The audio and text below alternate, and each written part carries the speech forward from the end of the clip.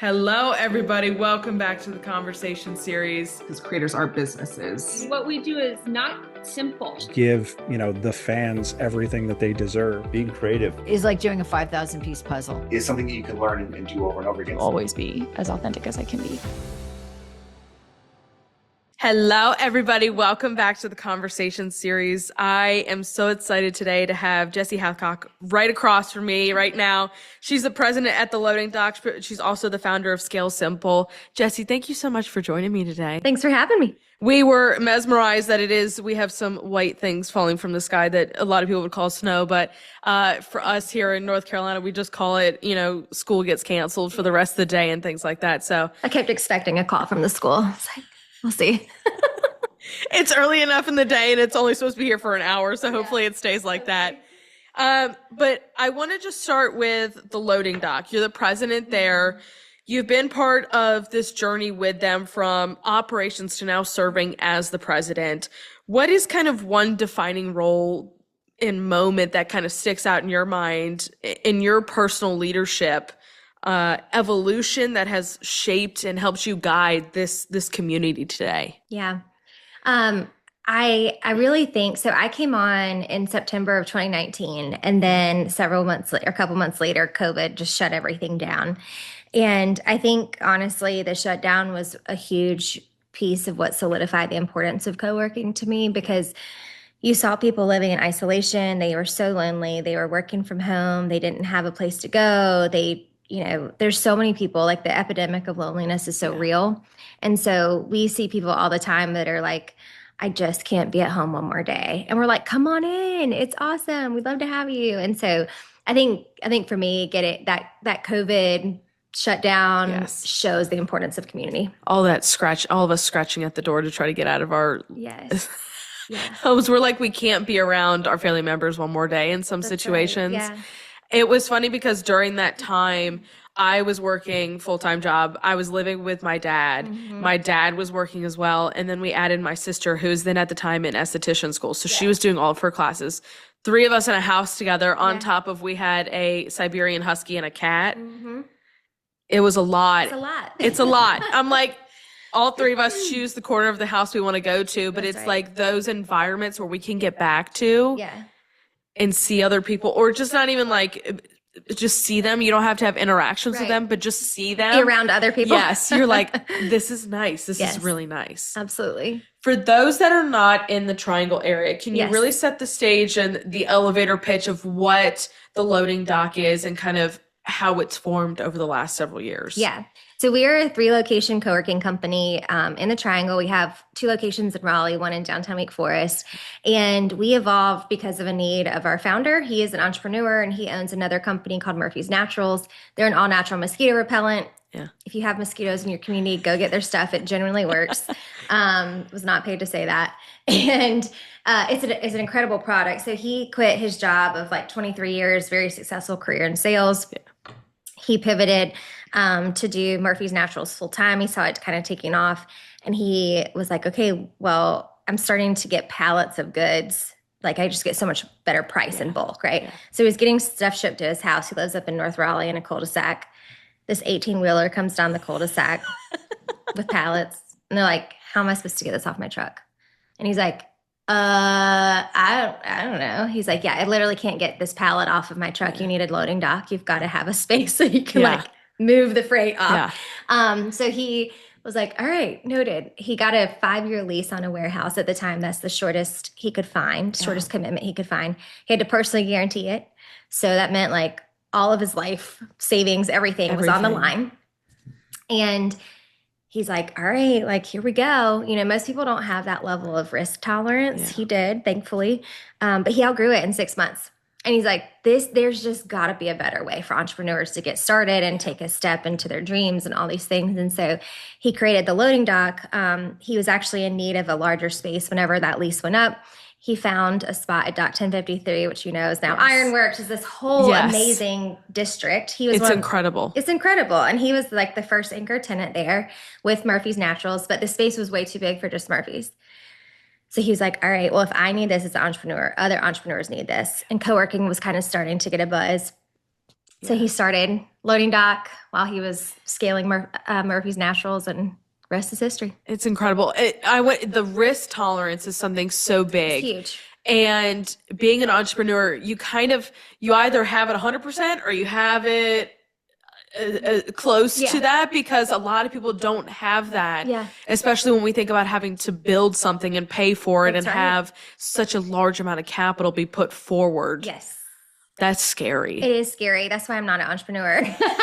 I do have a small LLC, but it's like, I don't know how people get to the point where they're like, all right, I'm betting on myself. And you went down and did the 5 years, but then to think about having he outgrew it in 6 months, and you're like, I have to go figure this all out again. Like, I'm stuck. that's nuts. Yeah. That's nuts to me. Yeah. While the loading dock attracts a very diverse mix of creators, entrepreneurs, remote workers, and nonprofits as well, how has kind of leading this ecosystem changed the way you think about work, community, and even collaboration on a personal level? Yeah. One of our taglines is Better Together, which is a tagline of so many different places, but it genuinely is kind of the heart of what we do every day. So we have people of all different industries, like you said, in our space. And the beauty and the serendipity of the moments that happen just while you're grabbing a cup of coffee is insane. For example, on Slack the other day, somebody posted, hey, do you know of any web designers? I knew of 2 in our community because we've worked with them in the past. They're very involved in the community. Yeah. This other guy was like a little bit quieter, and I honestly didn't know what he did. We have 1,300 members, so it's hard to keep the Rolodex straight for everybody. But he mentioned on the Slack message, oh yeah, I do web design too. Here's my portfolio, and he had designed huge brands, like Fortune 500 brands. Yeah. He's right here in our community. My husband runs a nonprofit. He has been looking for a web designer. So I'm like, Spence, you got to check this guy out. This is look at the brands he's worked with. And within like a 30-second conversation over Slack, this guy gets like a $20,000 contract for a website. And so it's like stuff like that happens all the time. Yeah. A new painting company comes in. They are like, hey, 20% off for the first 50 clients. So many people are like, sign me up, and so they're just it's just woven threads. Yeah. And we get to help connect those dots for people, which is really fun. It's interesting that from guests that I have had, you then continue to pull on threads of people that they know and they've worked with. And we've done our last we did a live audience event in May, North Carolina content creators event. And in that, a woman came and she knew some of the panelists and everything, had friends there. And she's a brand photographer. Yeah. Funny enough, around the same time, I was leading down the road at my business and I was like, I need some brand photos. Right. I just did my brand shoot with her. And now it's to the point of asking her if she wants to be on a panel for another event that we're getting ready to do, because she's never been a guest before. It's those kinds of things that, like you were saying, the threads get pulled and you just meet so many people that can do so many things and partnerships and whatever it may be with you. Yeah. Yeah. There's this thought leader. Her name's Kat Johnson, and she writes a lot about the power of co-working. But there's a trend in commercial real estate now where a lot of people say, oh, we're a co-working space. And she's like, no, you are not co-working. You're just like a business office. Like you just have individual offices. That's not co-working. Yeah. Co-working is this beautiful network of community, ecosystem building, better together mentality, all that. So sweet. I do like the better mentality, and I do agree with you. Like some places, we do see it a lot in a lot of places, but when you're able to actually demonstrate it, like that speaks higher volumes than anything else. Yeah. Very high. Yeah. You were talking about it. The loading dock has expanded significantly over the years. Yeah. What is a decision or risk you took during that growth that required the most personal conviction or courage for you? Yeah. I think when I came in, we were expanding rapidly. Yeah. And like I said, I'm pretty risk adverse and terrified of the unknown and all of those things. Change, all of it. And I don't have a business background. I was a middle school education teacher. I taught language arts and social studies. And so I had zero business background. I kind of just got thrown into it. And so when I think about this question of like, what what courage, what was it? Like Courage, the courage. courage or personal conviction. Yeah, I think that the founder took those for me. Like Yeah. he just was like, all right, here's where we're going. I'm like, oh, okay, sure. I remember him signing the lease for the Barrel Road location, which is right across from Meredith College. It's kind of been like, there's just not a ton around it. And I was thinking like, are you crazy? There's nothing over here. Like this is not going to work. And it is one of our most thriving locations. So I think he really took the risk. He's such a visionary. He sees such potential in the places that he chooses to invest in. So he's the one that took all the real risk for Loading Dock. I think personally on a leadership level, for me, it was like being okay with the unknown and the ambiguity. I was such a black and white person, so concerned with failure. And I was stretched on literally every side because the company was growing at the same time the pandemic was happening. I had 2 little kids at home. I was becoming a mother. You're dealing with all your childhood 100%. issues. I mean, it was just so much stress and being stretched that you just have to lean in. So, you know, pressure makes diamonds. It absolutely does. And it's funny because I, for years, was not okay with change. And it's like when you go through so many cycles of change, you finally realize you're like, okay, I guess I'm okay with change now at the point because you just get thrown into it Have to be. so much. You have to be on your toes. And you have to be okay. I mean, to expect life to be like stagnant and predictable is not reality. And I think COVID really showed us that because, you know, every week it was like, am I going to have childcare? Am I not going to have childcare? We're going to, you know, and is somebody on our team going to get sick? Or we're going to have to redo the schedule. So like you just learn to pivot and learn to be okay with the unknown. And, you know, you just have to learn to go with the flow. Yes. I used to be so type A and now I'm like, I see. what it is. I'm still type A, but I'm like, I've learned, I'm like, there are things that I cannot control in life, and you just have to, that the motion of fluidity, you kind of have to roll with it, but at the same time, you're like, I don't know if I can. Contemplation, like meditation. I got really into that the last couple years because life was so chaotic. I was like, I have to have something that anchors me. I need something to grasp onto. Exactly. Yes.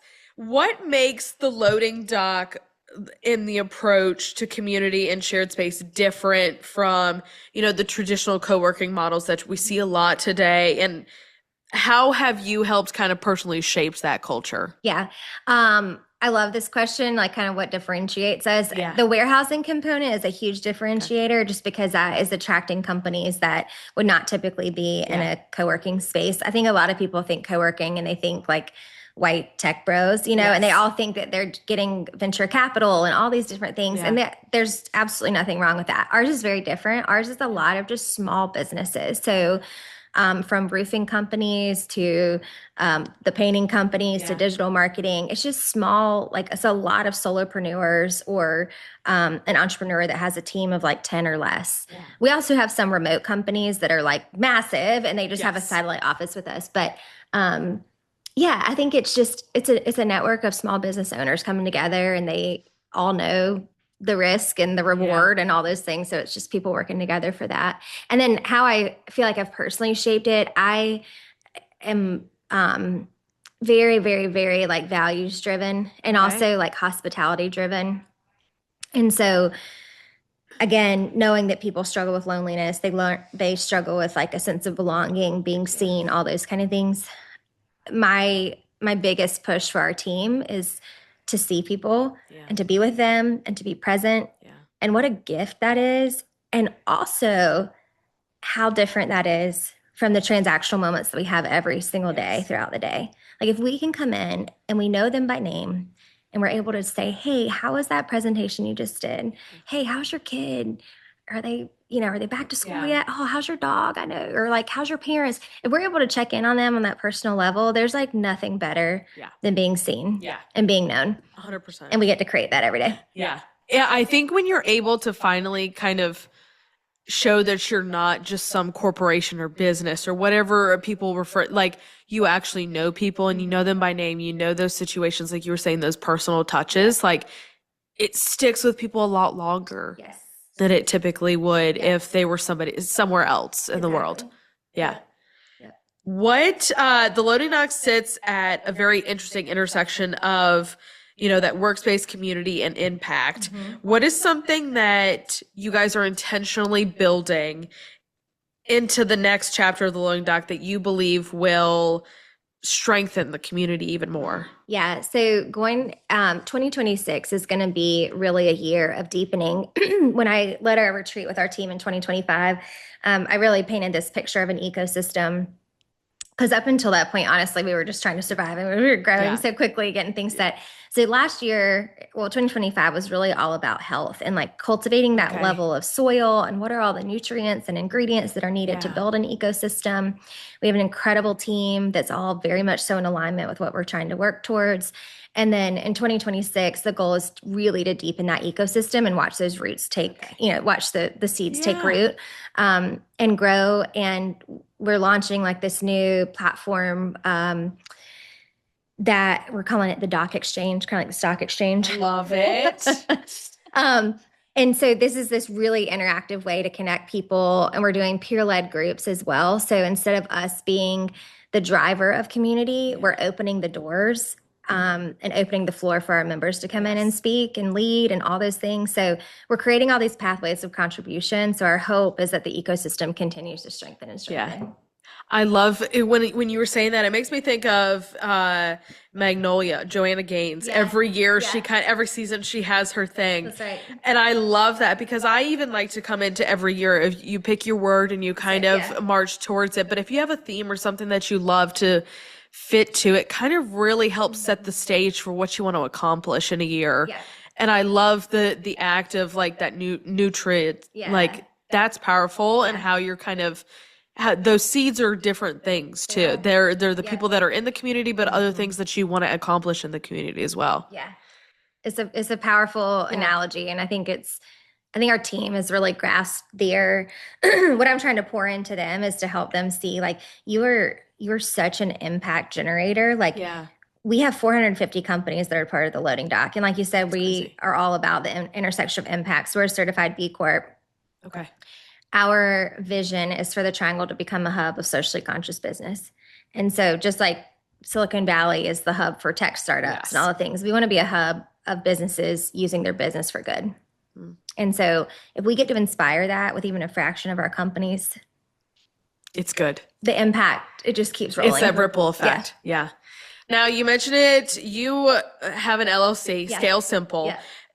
You are a little bit of an entrepreneur, though. You've got a little bit there. Scale Simple was born from your own experience of operating and scaling organizations. What was kind of the personal spark for you or moment that made you realize, okay, there's something here. This framework needed to exist in the world. Yeah.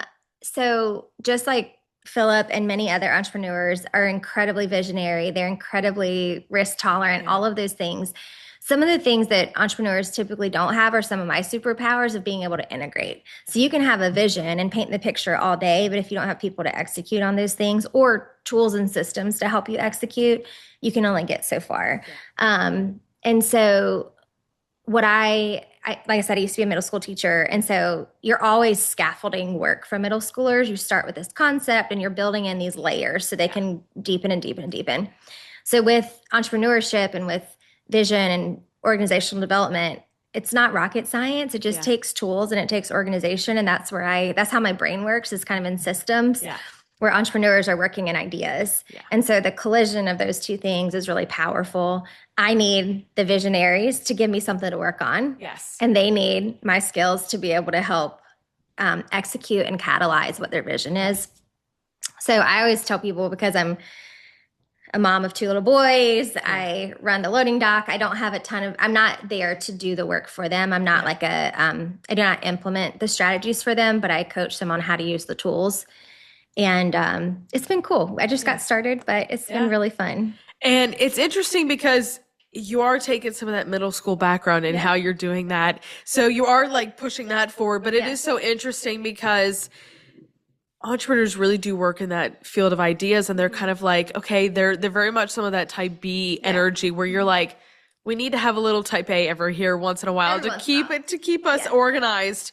But it is interesting, and I want to hit on, you work closely with leaders and kind of navigating that complexity and that growth and everything that kind of is happening in their minds, what part of your own journey kind of helped prepared you to help others move from the overwhelm, oh shit, we have things we have to do, to actually having some clarity with what they're doing?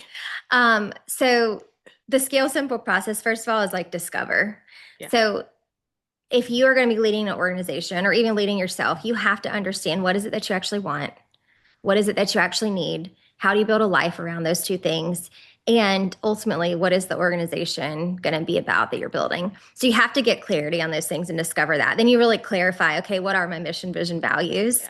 How do you step into this? How do I take this kind of ethereal thing and turn it into something concrete that I can keep going back to? And so I will not jump across the stage of, if someone doesn't have their mission, vision, values in alignment and have a really clear picture of what they're looking for, I can't. We need that to start. Yes, because really every decision needs to be in alignment with what those mission, vision, values are. Everything needs to roll up into that. Yeah.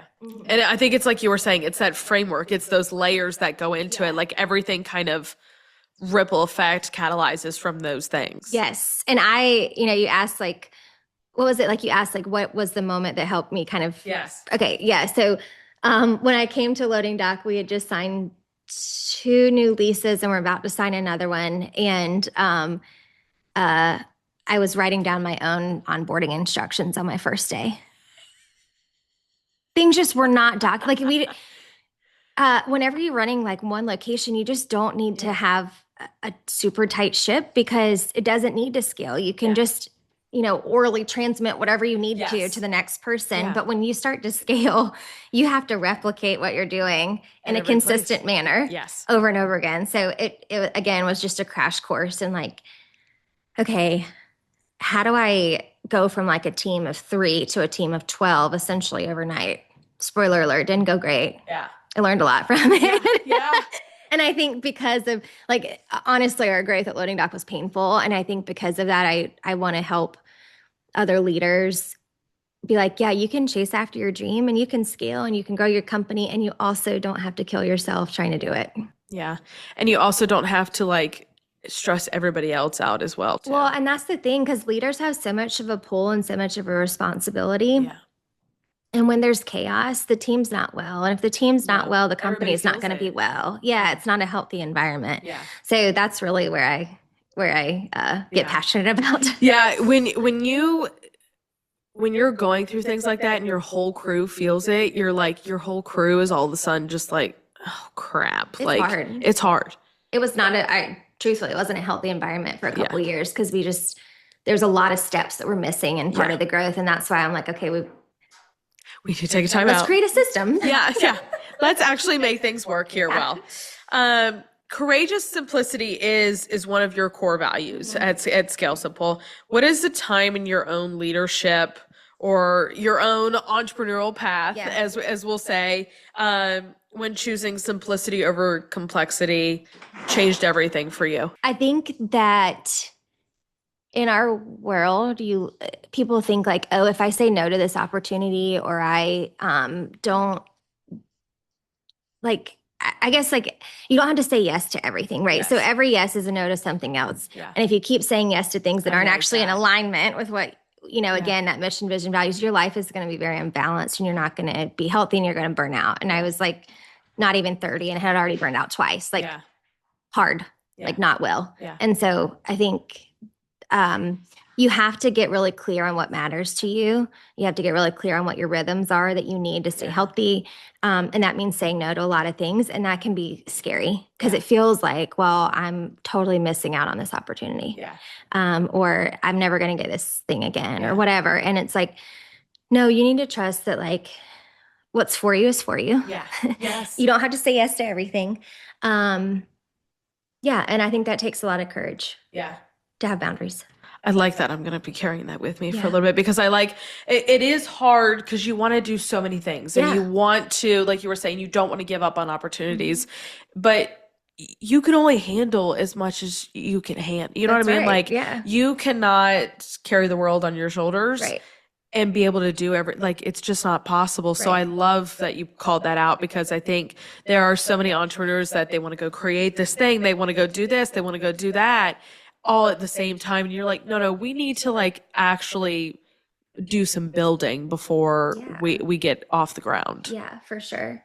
And I was doing some stats with some of my clients, and most 60-something% of businesses don't make it past 10 years. Yeah.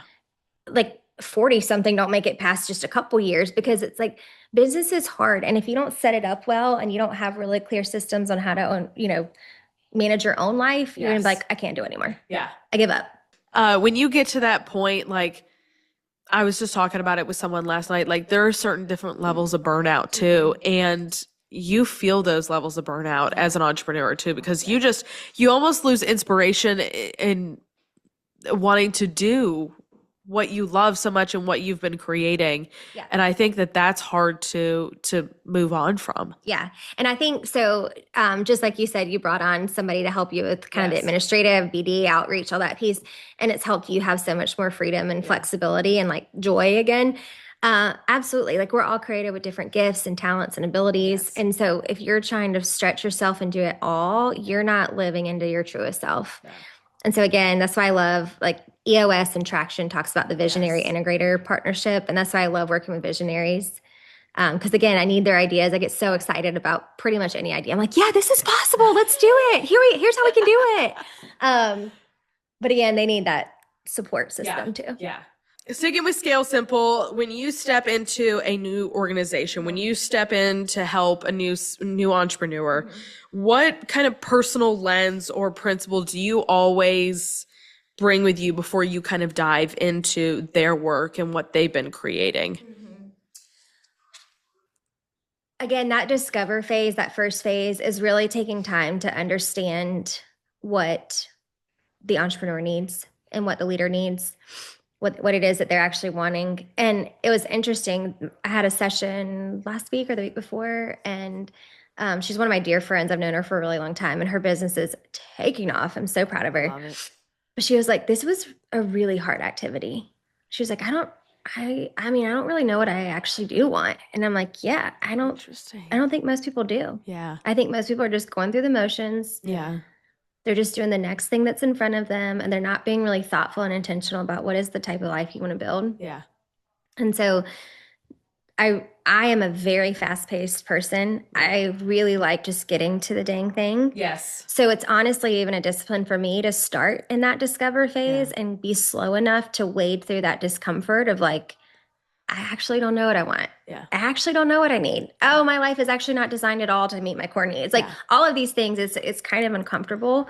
And again, it's much faster to just jump to the action step planning, but without that foundational piece, again, you're just going to end up, it's going to crumble eventually. Yeah. I'm sitting here and I'm like, that sounds like me so much. Cause I'm like, I just want to get to, you want to get to the end. You want to get to from A to B as fast as possible. And you want the dang thing to start. Yeah. The patience is lacking sometimes there. Exactly. Well, 100%. And, I think we see all these people that are go viral overnight or whatever. Yeah. And I don't know if you follow Jess Ekstrom. She's incredible, founder of Mic Drop Club and TEDx, has all these things. All of it. But I read a LinkedIn post the other day. She's like, most people just want to get to the viral part, but they don't want to do all the work in between. Yeah. And I think that's true for anything, right? Yeah. It's laying the groundwork and the foundation is so critical, but we just want to jump to the results. But it's that's just not how it works. It's not. And it's funny because even as we think about it today in our world, me sitting in a social media position, what does virality mean today? I don't think momentary. I don't think it means, and people don't realize that. People, I think it's been the same as it has been since 2020 when TikTok came back on and all these different, it's not the same as it is anymore. It may get you a crap ton of followers at that time, but then you have to figure out how to keep them. Exactly. There's so much noise.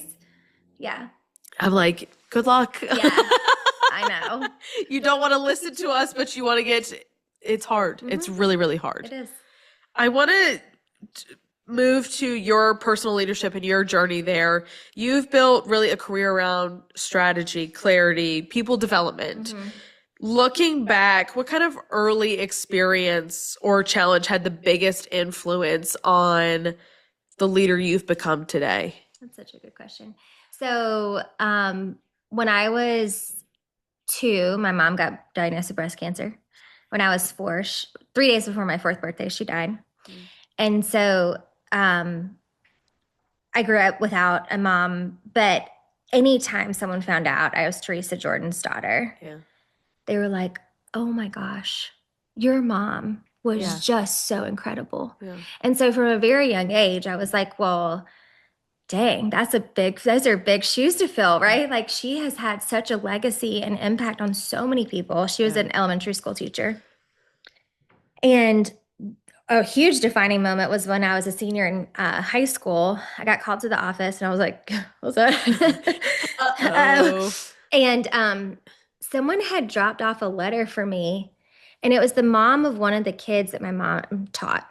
Okay. So my mom had been dead for like 12 years at that point. Yeah. And this mother took time to write a letter about the impact my mom had on her son and find what high school I went to, deliver it to me. I mean, it was just insane. Like, the amount of impact she had in such a short amount of time in her life was very inspiring to me. And it taught me that, like, life is short, it's fleeting, but you can also have really deep meaning and deep purpose in life. And so, again, like, super values focused, super intention focused, and purpose focused, all those things, because I think so many people are walking around. Like, I don't know, have you seen Soul? Yes. Okay. Yeah. Like the scene of the desert where all this like blobs are just kind of walking around in the darkness. It's like, no, like, we have one life to live. Like, there's so much goodness in you. Like, go live into it, shake it off. Yes. Yeah. Get up and go do the dang thing. So that's kind of where I come from, of just, it's a story of like so much heartbreak and sadness, but also seeing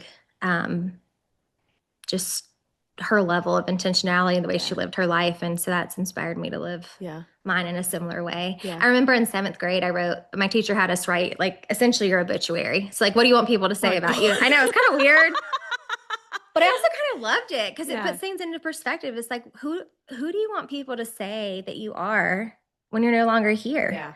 Right. And if you live with that kind of long view, that shapes how you live. Yeah. It changes how you live. Yeah. Have you gone back and read that over the years, like that, what you wrote when you were 7? 7th grade. But no, I have no clue where it is. Yeah. I remember I wanted to be a Disney Teacher of the Year. Do you remember those award shows? That was my goal. I just knew I was going to get that. I love it. I try to make an effort of like every 5 years of kind of like writing a letter to myself or writing things down that have happened at that time or in that time period. And it's so interesting for me to go back and kind of read those things. I've always been a very written person and writing things down.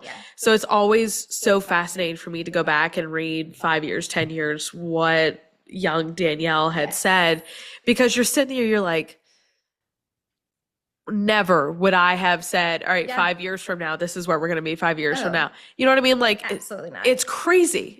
I was going to be, to your point of being Disney Teacher of the Year, I wanted to be the next cake boss. I was going to go to culinary school. I graduated from state with a business degree. I had gone into Johnson & Wales, but it's so crazy when we think about that. Like, I had, and a lot of my stuff, like drawings of wedding cakes and things that I was going to go create. But it's so funny looking back how those moments kind of shape us and change. It's funny. Yeah. Do you still want to bake? I do every once in a while. Everybody's like, you're very comfortable in the kitchen. I'm like, well, I wanted to do this at one point in my life.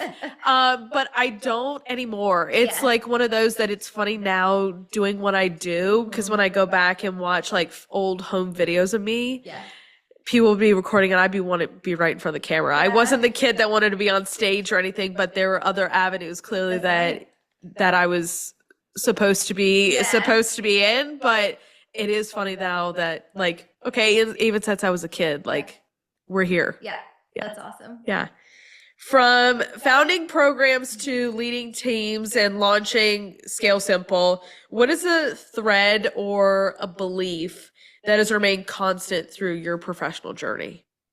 I think my kind of personal mission statement is helping people live out their God-given potential. And I think for me, whether that was when I was a teacher, is helping them see themselves as like capable and confident, where I get to develop and lead my team, helping them see themselves as like leaders and impact, catalyst, all those kind of things. And then with the businesses we work with at Loading Dock and Scale Simple is how do you use your business for good? So I think helping people take that long view, help them create a sense of purpose, regardless of what season of life they're in, whether they're a seventh grader or whether they're 70 years old, what is it? What is that impact and purpose you have? Yeah.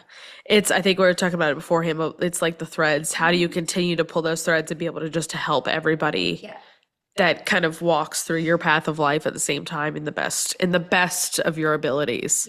Yeah. My last question for you, Jessie, is navigating growth requires, both structure and self-awareness, as kind of we've been talking about. What is one personal practice or mindset that keeps you grounded, but also feeling inspired while, leading at such a high level? So I mentioned like the contemplation kind of meditation, but on Monday mornings and Fridays, I block off my calendar. I typically don't take meetings, because I need that time just to like think, to rest, to read, to process, to reflect, journal, all the things. And my team knows like if they call, I'm probably my phone's on do not disturb. Like I will not see it, because if I don't have those disciplines and I don't have those practices, again, my brain runs at like 900 miles an hour. And so I have taught it over many years to slow down and be present and focus on what's right in front of me. But if I don't have those disciplines for myself, kind of bookending my weeks, I find myself like very scrambled and kind of all over the place and rushing and kind of going back to those old ways that I used to be. And I'm like, no. You've worked through this, Jessie. You've done a lot of work around this. Like, slow down. Do the things you know you need to do. And that's going to help you lead and be present in all the things and in all the different areas you are. Yeah. I got really rigid about a year ago with my full-time job of 9 to 5. It needs to be 9 to 5. And transitioning to the new job that I have, it has really stayed that way, which is beautiful. But this really allows me, like, I have 3 dogs. Like I have stuff around the house that I need to do. We're season ticket holders for the Carolina Hurricanes. Yes, so like I live in the Lenovo Center. Like it's those things that I'm like, I need to enjoy life at the same time. Like it's those boundaries that you set in place and those mindset habits that you form that you're like, you feel more connected with the things that you are doing.